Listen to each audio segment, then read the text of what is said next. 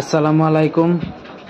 সলাপাতার নিবাহী তথা কদমণি টাইটেল মাদ্রাসার প্রাক্তন অধ্যক্ষ ও বিশিষ্ট ইসলামিক চিন্তাবিদ বিদগ্ধ আলিমে দ্বীন শেখ মুহাদ্দিস আলহাজ হজরত মৌলানা শরাফত আলী আল কাসিমি হুজুরের জানাজা নামাজ ইতিমধ্যে সম্পূর্ণ হয়েছে। তেখেতৰ জানাজা নামাজত অগণন মানুহৰ ভিড় দেখা গৈছে। মহান আল্লাহ তাআলাই তেখেতক জান্নাতুল ফেরদাউস নসিব করুক।